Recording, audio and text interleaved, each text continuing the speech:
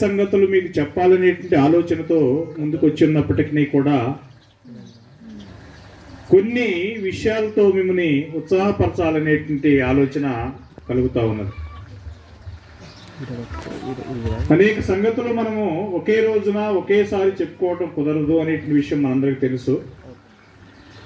అయినను కొన్ని విషయాలు దేవుని గ్రంథంలో నుండి మనం ఒకరినొకరము ఆదరించబడినట్లుగా గాను, ఒకరినొకరము ఉత్సాహపరచబడినట్లుగా గాను ఈ సమయంలో మనం భాగం పంచుకుందామండి. ముఖ్యంగా నేను మీతో మాట్లాడాలనేటువంటి అంశం ఏమిటంటే, దేవుని పిల్లలమైనటువంటి మనము లేదా క్రైస్తవులమైనటువంటి మనము దేవుని అందలి, ఆయన యొక్క రాజ్యం నందలి ఆసక్తి కలిగి ఉండాలి అనేటువంటి అంశాన్ని మీతో మాట్లాడాలనేటువంటి ఆశతో నేను వచ్చాను.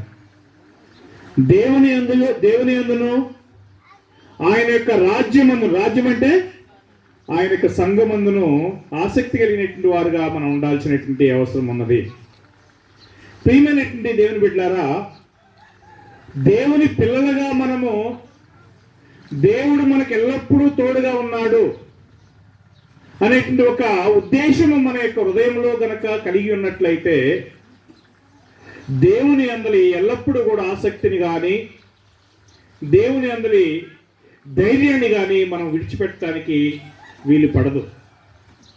మనం కలిగి ఉండాల్సినటువంటి గుణాలు ఏంటి అని అంటే, లేదా కలిగి ఉండాల్సినటువంటి నమ్మకం ఏంటంటే, హెబ్రీయులకు రాసిన పత్రిక 13వ అధ్యాయము 5వ వచనము 6వ వచనము దయచేసి ఎవరైనా చదవగలిగితే, హెబ్రీయులకు రాసిన పత్రిక 13వ అధ్యాయము 5వ వచనము 6వ వచనంలో మనం చూసినట్లయితే, ధనాపేక్ష లేని వారై మీకు కలిగిన వాటితో తృప్తి పొంది ఉండుడి, నిన్ను ఏమాత్రమును విడవను, నిన్ను ఎన్నడను ఎడబాయనని ఆయనే చెప్పిన కదా. కాబట్టి ప్రభువు నాకు సహాయుడు, నేను భయపడను, నరమాత్రుడు నాకు ఏం చేయగలడు అని మంచి ధైర్యముతో చెప్పగలవారమై ఉన్నాము. ప్రియమైనటువంటి దేవుని బిడ్డలారా, దేవుని యొక్క వాక్యములో మనకు సెలవిస్తున్నటువంటి విషయం ఏమిటంటే, దేవుని పిల్లలమైనటువంటి మనం ఎల్లప్పుడూ కూడా ఏం కలిగి ఉండాలండి? ధైర్యాన్ని కలిగి ఉండాలి అనేటువంటి అంశాన్ని మనం చూస్తున్నాం. ఇదే పదాన్ని నేను ఇంగ్లీష్లో చూసినప్పుడు జీల్ ఫర్ ద లార్డ్ అని ఉంది. అంటే దేవుని యందు ధైర్యము, బోల్డ్నెస్, దేవుని యందు ఆసక్తి అంటే జీల్ మనం కలిగి ఉండాల్సినటువంటి వారమై ఉన్నాం. మరి అనేక ప్రాంతాల్లో నుంచి మనం కూడి వచ్చున్నాం అనేటువంటి విషయం నేను గ్రహించగలను. ఆయా స్థలాల్లో ప్రార్థనకి లేదా ఆరాధనకి వెళ్తున్నటువంటి మనలో దేవుని యందు ఎంతవరకు ధైర్యంతో ఉన్నాము, లేదా దేవుని యందు ఎంతవరకు ఆసక్తితో ఉన్నాము అనేటువంటి విషయాలను ఈరోజు మనం ఒకసారి పరిశీలన చేసుకుని మనల్ని మనం ఆదరించుకుందాం.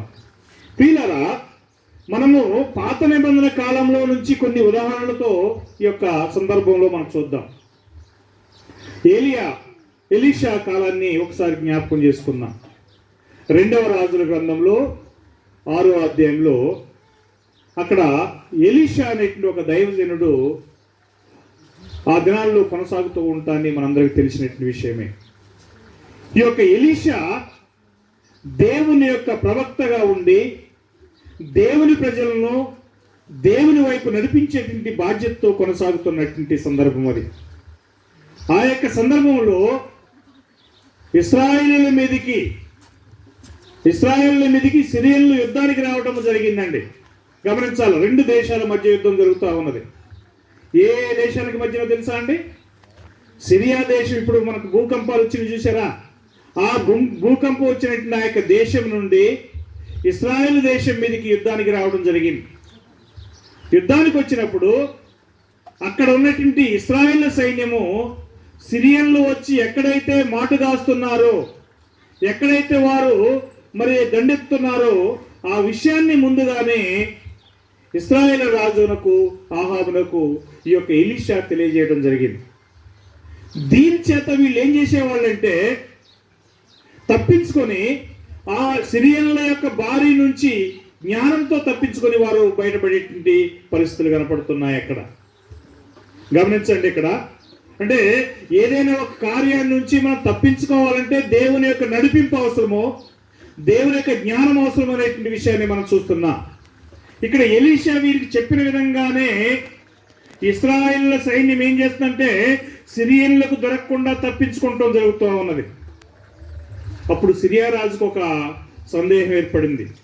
ఏంటి, మన సైన్యంలో గనక ఎవడైనా ఇశ్రాయేల్ రాజపక్షంన మరి మద్దతు ప్రకటిస్తున్నాడా ఏంటి, మనం ఎక్కడి నుంచి ఎటువైపు పోయినా కానీ ఎటువైపు దొరకకుండా తప్పించుకుంటున్నారు ఎలాగూ, వారి పక్షాన మనలో ఎవడన్నా ఉన్నాడా చెప్పండి అని చెప్పి సైనికులను నిలదీశాడు.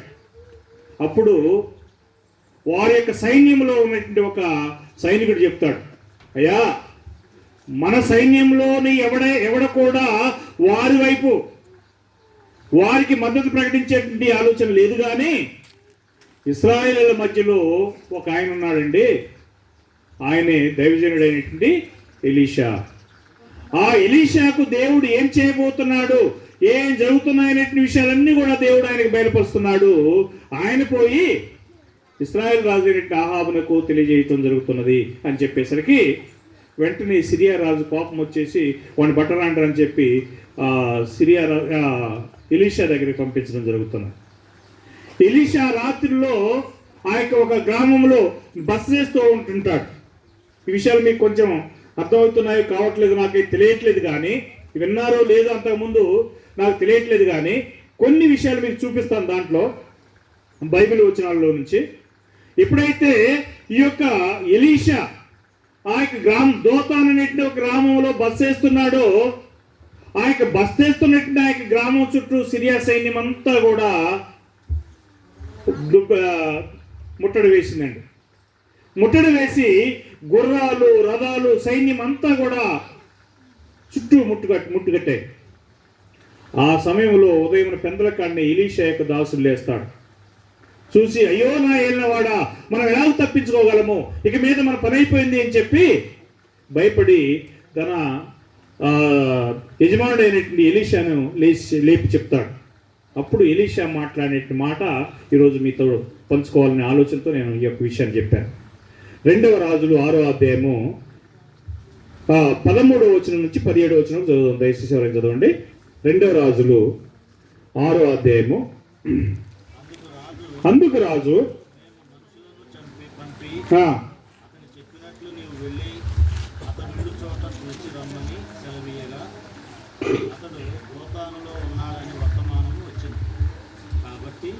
రాజు అక్కడికి గుర్రములను, రథములను, గొప్ప సైన్యమును పంపారు.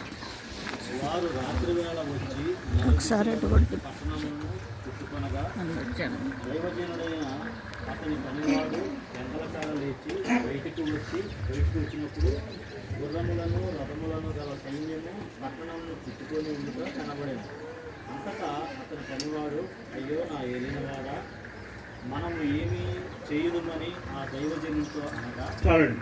ప్రియమైనటువంటి నా యొక్క సహోదరి మరి సహోదరులారా, ఎలీషా యొక్క దాసుడు అన్నాడు, అయ్యో నా ఏలినవాడా, మనం ఏం చేయదము అని చెప్పి ఆ దైవజనుడితో అనగా 16వ వచనంలో ఆ దైవజనుడు చెప్తున్నాడు చూడండి.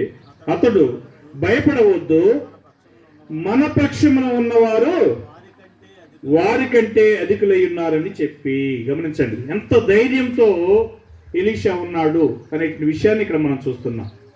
ఎలీషా అంత ధైర్యంతో ఉండడానికి గల కారణం ఏంటి మనం చూసాం కదా. హెబ్రీయులకు రాసిన పత్రిక 13వ అధ్యాయము 6వ వచనంలో అంటున్నాడు, యెహోవా మన పక్షమున ఉండగా మనకు విరోధి ఎవడు, కనుక ఆయన నన్ను ఎన్నడను విడవడు, ఎడబాయనేరడు అనేటువంటి ధైర్యం కలిగినటువంటి ఒక ధైర్యంతో మనం ఉన్నాం. ఎలీషా అంటున్నాడు, నువ్వు భయపడాల్సినటువంటి అవసరమో లేదు, యెహోవా మన పక్షం ఉన్నాడు అనేటువంటి భావనతో మాట్లాడుతున్నాడు. అటు చుట్టూ సిరియన్ల యొక్క సైన్యం ఉన్నది, గుర్రాలు ఉన్నాయి, రథాలు ఉన్నాయి, అక్కడ ఉన్నటువంటి యుద్ధాయుధాలు అనేకాలు వారు పెట్టుకొని ఇంత లేవగానే పట్టుకొని పోయి చంపేద్దామని చెప్పి రెడీగా ఉన్నారు. ముట్టడించేశారు వాళ్ళు. ముట్టడించి ఎలీషాను లేపుకొని పోవాలని చెప్పి సిద్ధంగా వచ్చి ఉన్నారు. అప్పుడు ఎలీషా మాట్లాడుతున్నటువంటి మాట చూడండి, భయపడవద్దు, మన పక్షమున ఉన్నవారు అక్కడ మన చుట్టూ ఉన్నటువంటి ఈ యొక్క సైన్యం కంటే గొప్పవాళ్ళు లేదా అధికులు అని చెప్పన్నారు. ఏం చూడగలుగుతున్నాడు అక్కడ ఎలీషా? దేవుని యొక్క పర్వతాలను చూస్తున్నాడు, దేవుని యొక్క సైన్యాన్ని చూస్తున్నాడు, దేవుని యొక్క ఆయుధాలను అక్కడ చూస్తున్నట్లుగా మనం చూస్తున్నాం. కింద 17 వచ్చింది చదవండి బ్రదర్.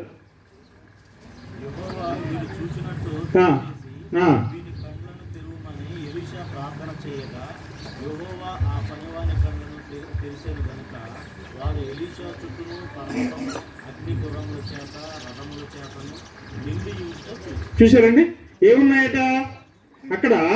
ఎలీషా ప్రార్థన చేసిన వెంటనే ఆ పనివాని కళ్ళను ఆయన తెరవజేసను కనుక వాడు ఎలీషా చుట్టూను పర్వతము అగ్ని గుర్రముల చేతను రథముల చేతను నిండి ఉండుట చూసెను.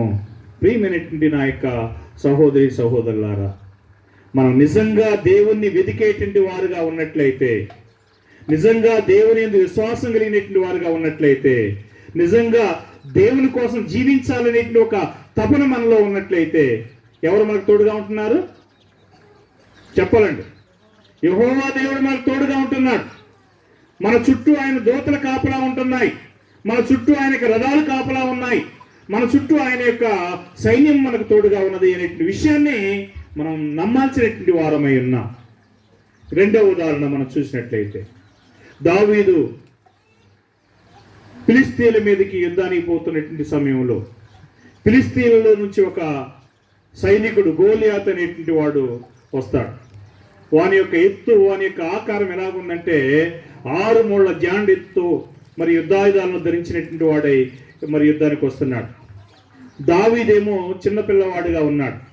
ఒక ఒడిసెల సంచిలో ఒక 5 రాళ్ళు తీసుకుని బయలుదేరిపోతున్నాడు. అతనేమో మరి ఈట ఖడ్గము కత్తితో ఆయన వస్తున్నాడు. అప్పుడు ఎలీషా దావీదు మాట్లాడినటువంటి మాటలు మనం చూద్దాం. మొదటి సమూయేలు 17వ అధ్యాయము 45-46 వచనాలు చూద్దాం. మొదటి సమూయేలు 17వ అధ్యాయము 45-46 వచనాలు.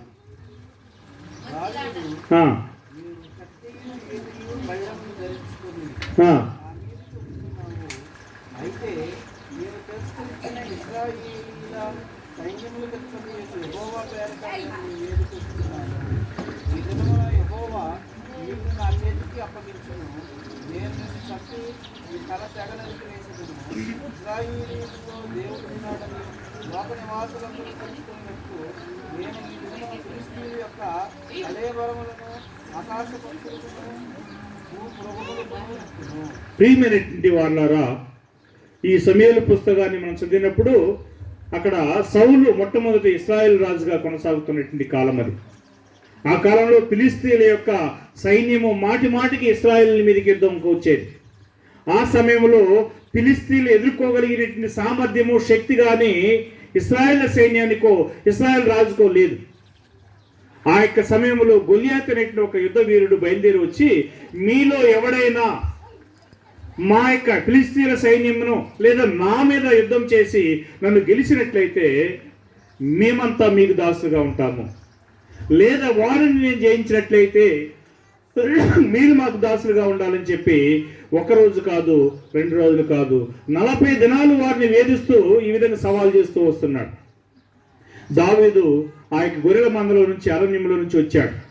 ఏం జరుగుతుంది ఇక్కడ? అన్నలకి భోజన పదార్థాలను పంపి ఆ యొక్క తీసుకురావడానికి వచ్చాడు. వచ్చేసరికి యుద్ధం ముమ్మరంగా జరుగుతున్నది. ఆ యొక్క యుద్ధంలో ఫిలిస్తీయుడు మాట్లాడుతున్నటువంటి మాటలు అతను చెవిన పడ్డాయి. ఏం జరుగుతుంది ఇక్కడ? నేను వాకప్ చేసేసరికి ఆ ఫిలిస్తీని చంపేసరికి, ఆ ఫిలిస్తీని చంపేటువంటి వాడికి రాజు తన కుమార్తెనిచ్చి వివాహం చేస్తాడు అని చెప్పి ఒక విషయం తెలిసింది. ఎవరు కూడా ఇశ్రాయేల్లో ధైర్యం చేసి ఆయన ఎదుర్కోవడానికి పోవడానికి సిద్ధంగా లేరండి. కానీ బాలుడైనటువంటి దావీదు, నేను పోతాను, నేను ఆ యొక్క ఫిలిస్తీని మీదకి యుద్ధానికి పోయి వాడిని చంపేస్తానని చెప్పాడంటే అక్కడ ఇక్కడ వినపడి రాజు దగ్గర పోతున్నా యొక్క మ్యాటర్. రాజు దగ్గర పోయి మాట్లాడతాడు. నేను యొక్క యుద్ధానికి పోతాను అని చెప్పంటే, నువ్వు బాలుడివి, నీవు యుద్ధం చేయలేవు అని అంటే లేదు లేదు, అరణ్యంలో నా యొక్క తండ్రి మందలను నేను కాస్తూ ఉండగా ఎలుగుబంటి నుంచి, సింహం నుంచి నన్ను కాపాడినటువంటి దేవుడు సున్నత లేనటువంటి ఈ ఫిలిస్తీన్ నుంచి నన్ను కాపాడ్డా అనేటువంటి ఒక ధైర్యమైనటువంటి మాట మాట్లాడాడు. అదే సమయంలో ఆ యొక్క ఫిలిస్తీన్ ఎదుర్కోవడానికి పోతాడు.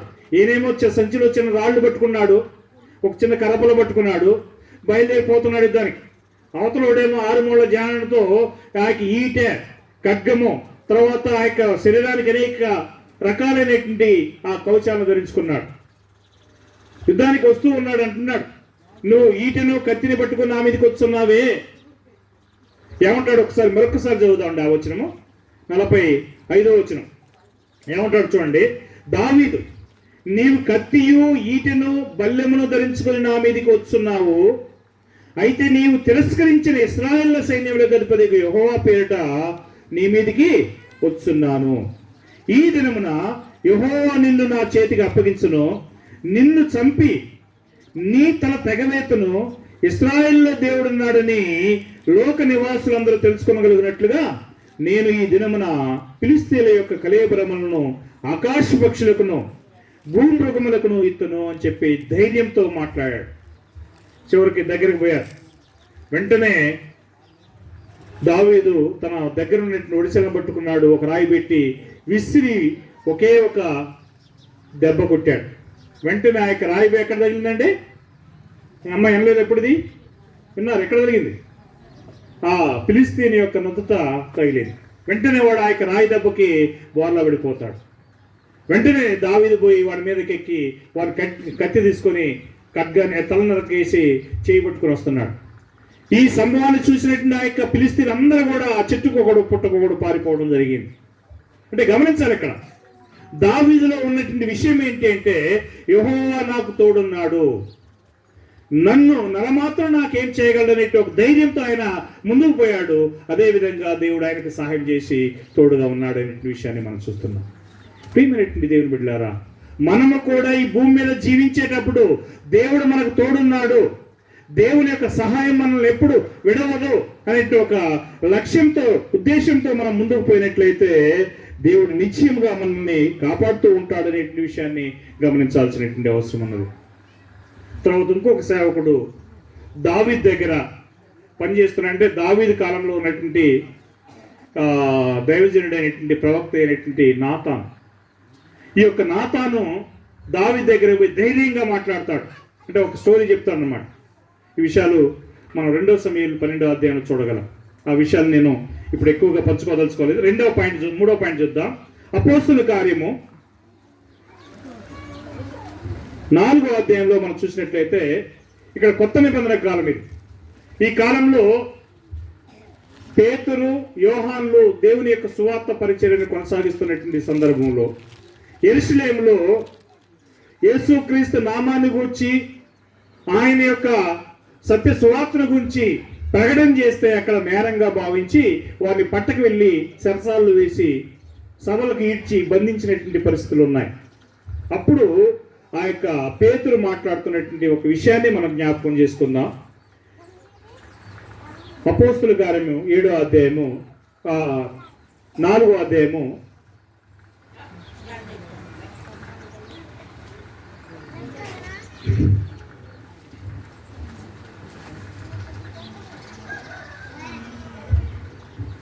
18-19 వచ్చాడండి. అపోస్తుల కార్యము 4వ అధ్యాయము 18-19 వచ్చినాం. అప్పుడు వారిని పిలిపించి, మీరు యేసు నామమును బట్టి ఎంత మాత్రమునో మాట్లాడకూడదు, బోధింపకూడదని వారికి ఆజ్ఞాపించిరి. అందుకు పేతురును యోహానును వారిని చూసి, దేవుని మాట వినుట కంటే మీ మాట వినుట దేవుని దృష్టికి న్యాయమా? మీరే చెప్పండి. అంటే ఇక్కడ గమనించండి, ఒక సామాన్యమైనటువంటి ప్రజలు అక్కడ ఉన్నటువంటి అధికారులతో మాట్లాడుతున్నటువంటి విషయం. మేము దేవుని మాట వినాలనా లేకపోతే మీ మాట వినాలనా? మీరే చెప్పండి. కానీ మీరు సువార్త ప్రకటించొద్దు, దేవుని కార్యాలను మీరు యొక్క సందర్భంలో ప్రచురించకూడదు అని చెప్పినప్పటికీ 20వ వచనంలో ఒక మాట అంటుంటాడు పేతురు గారు. చూద్దాం ఏమంటాడు తెలుసా? మేము కన్న వాటిని గూర్చి, విన్న వాటిని గూర్చి మేము చెప్పక ఉండలేము. ఎంత ధైర్యంతో మాట్లాడుతున్నటువంటి మాట చూడండి. ఈనాడు ఒకవేళ మనకే ఇలాంటి శోధన వచ్చిందనుకోండి, మీరు యేసుక్రీస్తు సువార్తను ప్రకటించకూడదు, మీరు ప్రార్థన పోకూడదు, ఏంటి మీరు బైబిల్ పట్టుకొని ప్రార్థన పోకూడదు అని చెప్పి మనల్ని ఎవరైనా ఒకవేళ నిర్బంధం చేస్తే మన యొక్క పరిస్థితి ఎలా ఉండబోతున్నది, లేదా మనం ఏ విధమైనటువంటి సమాధానాన్ని వారికి చెప్పబోతున్నాం అనేటువంటి విషయాన్ని ఇక్కడ మనం పోల్చుకోవాల్సినటువంటి అవసరం ఉన్నది. ఏమన్నాడు తెలుసా? మేము దేవుని మాట వినాలనా, మీ యొక్క మాట వినాలనా, మీరే చెప్పండి, ఏది న్యాయం చెప్పండి అని చెప్పి పేతురు నిలవబెట్టి అడిగాడు. తర్వాత మేము చూసినట్టు విషయం ఏంటి, అక్కడ జరుగుతున్నటువంటి విషయం ఏంటంటే, అక్కడ ఒక స్వస్థపరచబడిన అంటే ఒక వ్యక్తిని స్వస్థపరుస్తాడు, కుంటివాడిని స్వస్థపరుస్తాడు. ఆ యొక్క స్వస్థపరిచినట్టు ఆ యొక్క విషయాన్ని చూసినట్టు ఆ యొక్క పెద్దలు, ప్రధాన యాజకులు అందరూ కూడా వీళ్ళని నిలవబెట్టి, మీరు ఏ విధంగా ఏ అధికారం చేత దీన్ని చేశారు, మీకు ఇచ్చినట్టు అధికారం ఇచ్చింది ఎవరు అని చెప్పి వారు నిలవబెట్టినప్పుడు ఆ యొక్క విషయాన్ని వారు మాట్లాడుతున్నటువంటి సందర్భం మనం చూస్తున్నాం. మేమైతే దేవుని కార్యాలను చెప్పడానికి కానీ లేదా వారిని ప్రశ్న చేయడానికి కానీ మేము వెనక్కిపోయేది లేదు. మేము దేవుని కార్యాలను ఖచ్చితంగా చెప్తాము, మేము దేవుని యొక్క నామాన్ని ప్రచురిస్తాము అని చెప్పి ధైర్యంగా ముందుకు పోతున్నారు. మరి మన పరిస్థితి ఏంటి? ఈరోజు మనకున్నటువంటి ప్రభుత్వాలు ఒకవేళ మన మీద నిర్బంధం చేసినట్లయితే, మీరు ప్రార్థనకు పోకూడదు, ప్రార్థనకు పోతే మీకు కొన్ని ఈ యొక్క లాభాలు ఉన్నాయి చూసారా, ఆ లాభాలన్నీ తీసేస్తామని చెప్తే ఎంతమంది మనం దేవుని యొక్క మార్గానికి పోతాం, ఎంతమంది ఆదివారం ఆరాధన పోతాము అనేటువంటి విషయాన్ని మనం జ్ఞాపకం చేసుకోవాల్సినటువంటి అవసరం ఉన్నది. ఇక్కడ పేతురు ధైర్యంగా చెప్పాడు, మేము మీ మాట నానా దేవుని మాట నానా, మేము దేవుని మాట వినాల్సిందే అని చెప్పి నిర్బంధంగా ధైర్యంగా చెప్పినటువంటి వాడై ఉన్నాడు అనే విషయం మనం చూస్తున్నాం. 2వ రాజుల గ్రంథంలో మరొక ఉదాహరణ చూస్తాం. ఎందుకంటే ఈ యొక్క విషయాలన్నీ మనం జాగ్రత్తగా విని మనం ధైర్యాన్ని పెంపొందింపజేసుకున్నట్లయితే, లేదా ధైర్యంలో విశ్వాసం ఎదిగినట్లయితే, ఎలాంటి సమస్యలు వచ్చినా, ఎన్ని శోధనలు వచ్చినా, ఎన్ని బెదిరింపులు వచ్చినా దేవుని మార్గాన్ని మనం విడిచిపెట్టకుండా ధైర్యంగా ఉండటానికి ఇది సహాయపడుతుంది అనే దానికి ఇది మనకి ఎంతో తోడ్పడుతుంది అనే విషయాన్ని మనం గమనించాలి. అక్కడ జరుగుతున్నటువంటి విషయం ఏంటంటే, మికాయా అనేటువంటి ఒక ప్రవక్త ఉంటాడు. ఈ యొక్క యెహోషాపాతు, ఆహాబు ఇద్దరు కూడా ఒకరినొకరు కలుసుకొని రామోత్గిలాది మీదకి యుద్ధానికి పోతారండి. ఇద్దరు రాజులు, ఇశ్రాయేల్ రాజు అనేటువంటి ఆహాబు, యూదా రాజు అనేటువంటి యెహోషాపాతు ఇద్దరు కలిసి రామోత్గిలాది అనేటువంటి పట్టణం మీదకి యుద్ధానికి పోయి దాన్ని జయించాలని చెప్పి ఆలోచనతో వారు ముందుకెళ్తుంటారు. వారి యొక్క ఆలోచన ఏంటంటే, ఇశ్రాయేల్ రాజులు కావచ్చు, యూదా రాజులు కావచ్చు, ఏ పనైనా ఒకటి మొదలుపెట్టినట్లయితే వారు దేవుని యొద్ద విచారణ చేయటము, ప్రార్థన చేయించుకుని పోవటము వారికి అలవాటు. అప్పుడు అనేక మంది అబద్ధ ప్రవక్తలు ఈ ఆహాబ్ పక్షులు ఉన్నారు. వారందరూ కూడా ఏమన్నారంటే, మీరు పోండి, నిశ్చయంగా మీరు గెలుచుకొని వస్తారు, ఆ రాజ్యం మీకు అప్పగించబడుతుంది, ఆ యొక్క రామోద్గినాథ్ మీకు అప్పగించబడుతుందని చెప్పి వారు ప్రవశిస్తున్నారు. కానీ యెహోషాపాతు అనేటువంటి వాడు, మరి యూదా రాజు ఏమంటాడంటే, యెహోవా ప్రవక్తలు ఇక్కడ ఎవరినూ లేడా అని చెప్పంటే, ఒక ఆయన ఉన్నాడు, వాడు ఎప్పుడు కూడా నన్ను గురించి చెడ్డగానే చెప్తాడు కానీ ఇప్పుడు కూడా మంచిగా చెప్పడు అని చెప్పి ఈ యొక్క ఆహాబ్ అంటాడు. అయినా కానీ పిలువు పర్వాలేదని చెప్పాడంటే మికాయాని పిలుచుకొస్తారు. మికాయాని పిలుచుకొచ్చే, ఏం మికాయా, మరి నేను పలానా చోటకి వెళ్తున్నాను, దేవుడు ఏం చెప్తున్నాడు నాకు చెప్పు అని చెప్పేసరికి, నా జీవం యెహోవా జీవంతోడు, యెహోవా ఏమైతే సెలవిస్తాడో దాన్ని తప్ప నేను మరి ఏది కూడా చెప్పనని చెప్పి ధైర్యంగా రాజుతో మాట్లాడతాడు. అంటే ఏంటి, మరి నేను పోవాలా వద్దంటే పో, నువ్వు గెలుస్తావు అని చెప్పి వ్యంగ్యంగా మాట్లాడతాడు. నువ్వు నిజంగా పోయి గెలిచి వచ్చినట్లయితే ఇశ్రాయేల్లో దేవుడు ఉన్నాడు అనేటువంటి వాడు లేడనేది నువ్వు గుర్తిరగాలి అని చెప్పి అంటాడు. పోతాడు. వారి మీద యుద్ధంలో అవతల శత్రువులు ఒకే ఒక బాణం ముళ్ళు విసిరివేసినటువంటి గుండెల్లో గుచ్చుకొని దెబ్బకి రథం మీద కూలిపోయి వెనక్కి తిరిగి వచ్చేస్తారు, మార్గ మధ్యలో చచ్చిపోతారు. ప్రియమైనటువంటి వాళ్ళారా, ఈ యొక్క దేవుని యొక్క మాటలు చెప్పటం విషయంలో ఏ మాత్రం కూడా దైవజనులు భయపడాల్సినటువంటి అవసరం లేదు.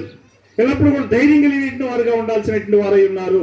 లేదు, దైవజనులు మాత్రమే కాదండి, సంఘంలో ఉన్నటువంటి ప్రతి ఆత్మ కూడా, సంఘంలో ఉన్న ప్రతి విశ్వాసి కూడా దేవుని యందు విశ్వాసమును, దేవుని ధైర్యాన్ని కలిగినటువంటి వారుగా జీవించాల్సినటువంటి అవసరం ఉన్నది. ఈ యొక్క దైవజనుడు, ఆ రాజులు ఒకవేళ వాళ్ళు రాజులు కాబట్టి మరి దేవుని యొక్క మాట సెలవించకుండా తన సొంతంగా ఏదని చెప్తే వారికి అతనికి కావాల్సినటువంటి గిఫ్ట్స్ వచ్చాయి, కావాల్సినటువంటి బహుమానాలు వాళ్ళు ఇచ్చేవాళ్ళు. అందుకని ఆయన దేవుని యొక్క మాటను పక్కన పెట్టి తన సొంత మాటలు ఏమైనా చెప్పాల్సినటువంటి అవసరం ఉన్నదా? ఖచ్చితంగా లేదండి. నేను యెహోవా మాట కాకుండా మరి ఏది కూడా మీతో చెప్పనని చెప్పి అక్కడ మాట్లాడతాడు మికాయా. అదేవిధంగా ఇంకా అనేక ఉదాహరణలు ఉన్నాయి. ఇది ఇక్కడ యోబుని గురించి మన సహోదరులు పుష్పరాజు గారు చెప్పారు. ఆయన యొక్క ఆస్తులు పోయాయి, మనకు తెలుసు. యోబుని గురించి ఆస్తులు పోయాయి, కుమారులు పోయారు, కుమార్తెలు పోయారు. అన్నీ పోయిన తర్వాత ఒక మాట అంటాడు, 21 వచ్చిన ఏమంటాడు తెలుసండి? యెహోవా ఇచ్చెను, యెహోవా తీసుకుని పోయాను, యెహోవా నామమునకు మహిమ కలుగును కాక, లేదా స్తుతి కలుగును కాక అని చెప్పి అంటాడు. చూశారు ఎంత ధైర్యంతో మాట్లాడాడు. అంటే ఈ లోకంలో ఉన్నటువంటి ఆస్తులు కావచ్చు, ఈ లోకంలో ఉన్నటువంటి మనకు ఉన్నటువంటి గర్భఫలాలు కావచ్చు, ఈ లోకంలో ఏదన్నప్పటికీ కూడా అది మనకు మనముగా తెచ్చుకున్నటువంటిది ఏది కూడా కాదు. అది ఎవరిచ్చారండి మనకి? ఏదైనా కానీ మన చేతిలో ఉన్నటువంటి ఏదైనా కానీ దేవుడిచ్చినటువంటి విషయం అనేది గమనించాలి. యెహోవా ఇచ్చెను, యెహోవా తీసుకుని పోయాను, యెహోవా నామమునకు స్తుతి కలిగిన గాక అని చెప్పి చెప్పడం జరిగింది. కాబట్టి ప్రియమైనటువంటి దేవుని బిడ్డలారా, మరి ముఖ్యమైనటువంటి ఒక అంశాన్ని మీ సందర్భంలో మనం జ్ఞాపకం చేసుకుందాం. ఇర్మియా కాలంలో అక్కడ రేకాబు సంతానం అనేటువంటి ఒక సంతానం ఉందండి. ఈ రేకాబు సంతానంలో ఒక అతను ఉంటాడు. ఆ యొక్క రేకాబీల యొక్క సంతానపు వారు ఏ విధమైన నిష్ట కలిగి జీవించారు, ఎంత పట్టుదల కలిగి ఉన్నారు అనేటువంటి విషయాలు మనం ఒకసారి చదువుదాం. ఇర్మియా గ్రంథం 35వ అధ్యాయంలో ఆ విషయాలను మాట్లాడుతున్నాడు దేవుడు. ఇర్మియా గ్రంథము 35వ అధ్యాయం.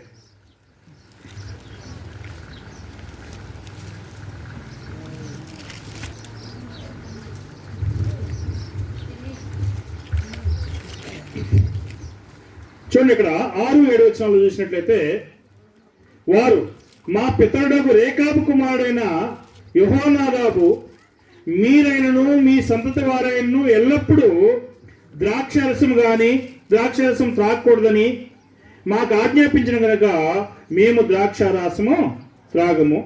మరియు మీరు ఇల్లు కట్టుకునవద్దు, విత్తనములు విత్తవద్దు, ద్రాక్ష తోట నాటవద్దు, అది మీకుండనేకూడదు.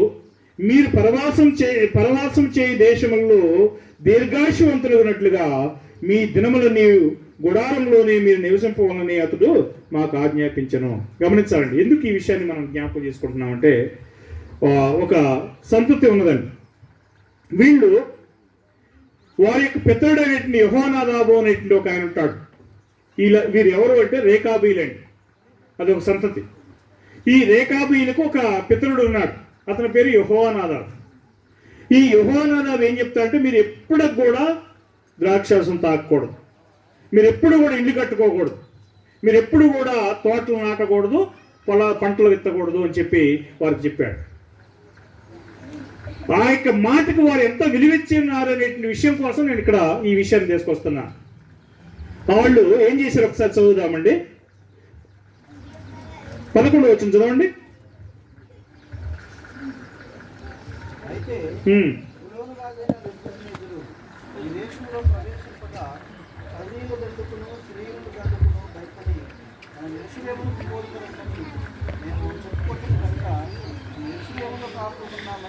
చాలండి, ఇక్కడ 8వ వచనం నుంచి వాస్తవంగా ఉన్నది. కావున మా పితరుడైన రేకాబు కుమారుడు యెహోనాదాబు మాకు ఆజ్ఞాపించిన సమస్త విషయములలో అతని మాటను బట్టి మేము కానీ, మా భార్యలు కానీ, మా కుమారులు కానీ, మా కుమార్తెలు కానీ ద్రాక్షరసము ఏం చేయట్లేదట.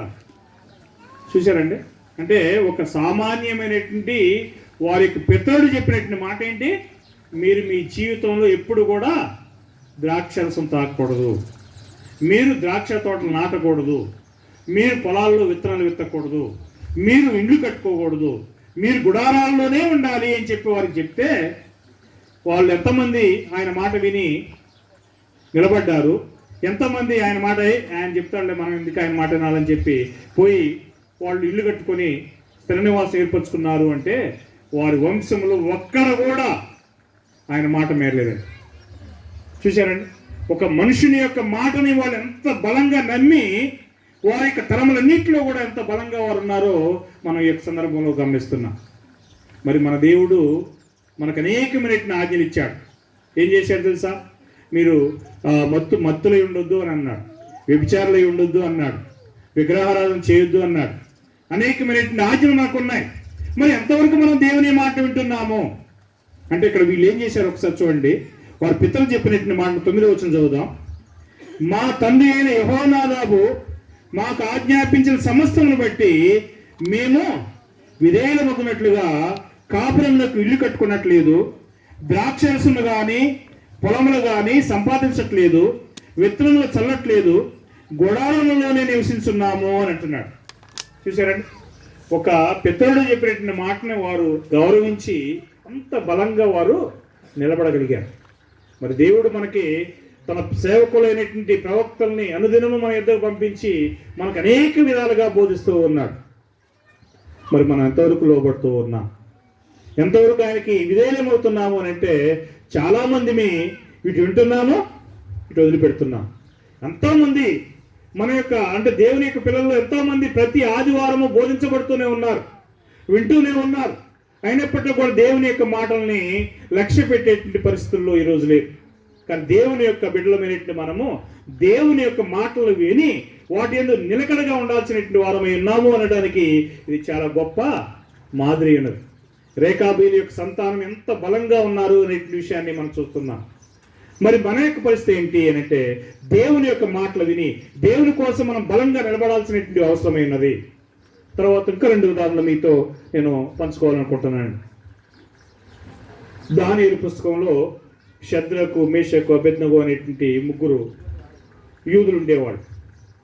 ఈ యొక్క యూదులకి ఒకానొక రోజు ఒక పరీక్ష వచ్చింది.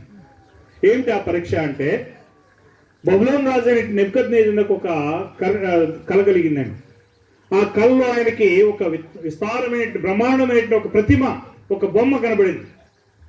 ఆ బొమ్మ ఏమై ఉన్నది, దాని యొక్క అర్థం ఏంటి, దాని గురించినటువంటి విషయాలు ఏంటి అనేటువంటి విషయాలన్నీ ఆయన చూశాడే కానీ మర్చిపోయాడు కళలో.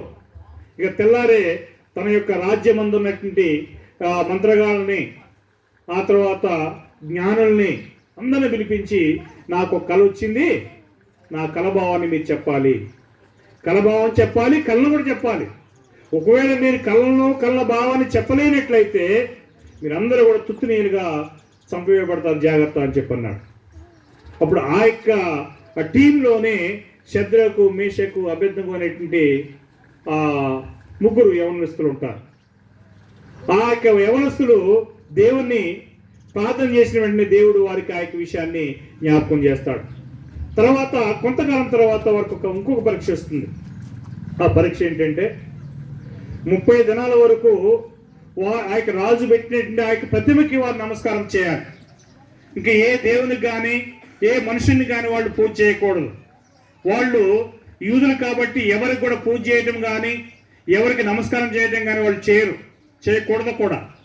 వెంటనే వీళ్ళ మీద సాకులు చెప్పి రాజు దగ్గర సాడులు చెప్పేటువంటి కొంతమంది ఉన్నారు. వాళ్ళు వచ్చి మీరు తీసుకొచ్చినటువంటి ఆ యొక్క యూదుల్లో షద్రకు, మేషకు, అబేద్నెగో అనేటువంటి 3 యవనులు మీకు లోబట్టలేదు, మీరు పెట్టించినటువంటి విగ్రహానికి నమస్కారం చేయట్లేదు, మీకు సాగిల పట్టలేదు అని చెప్పిన వెంటనే వాళ్ళని పిలిచారని అంటాడు. పిలుచుకొచ్చి అడుగుతారనమాట, ఏమి షద్రకు, మేషకు, అబేద్నెగో మీరు నా మాట వినట్లేదని నిజమేనా అంటే ఏమంటారు తెలుసా? నెబుకద్నెజరు ఇందును గూర్చి ప్రత్యుత్తరం ఇవ్వాలన్న చింత మాకు లేదు. మేము ఏ దేవుణ్ణి అయితే సేవిస్తున్నామో, ఏ దేవుణ్ణి అయితే మేము ఆరాధన చేస్తున్నామో ఆ దేవుడు మమ్మల్ని కాపాడుటకు సమర్థుడు, మమ్మల్ని రక్షించడానికి సమర్థుడు అని చెప్పి ధైర్యంగా రాజు దగ్గర మాట్లాడతారు. వెంటనే రాజు కోపం వచ్చి తీసుకెళ్ళి వారిని ఎక్కడేస్తాడు? మండుతున్నటువంటి అగ్నిగుండంలో పడవేస్తాడు. దేవుడు వారిని కాపాడతాడండి. 3 వ్యక్తులు ఆ గుండంలో వేయబడితే 4వ వ్యక్తి వారితో సంచారం చేస్తున్నాడు రాత్రి అంతా. ఎవరు అంటే దేవుని యొక్క దూతల్లో ఒక ఆయన్ని పంపిస్తాడు. కనుక దేవుని యొక్క సేవకుల్ని దేవుడు ఏ విధంగానైనా కాపాడుతాడో అనడానికి ఆ షద్రకు, మేషకు, అబేద్నెగోల యొక్క ఉదాహరణ మనకు కనపడుతున్నది. రాజు దగ్గర పోయి మాట్లాడుతున్నట్టు విషయం అది.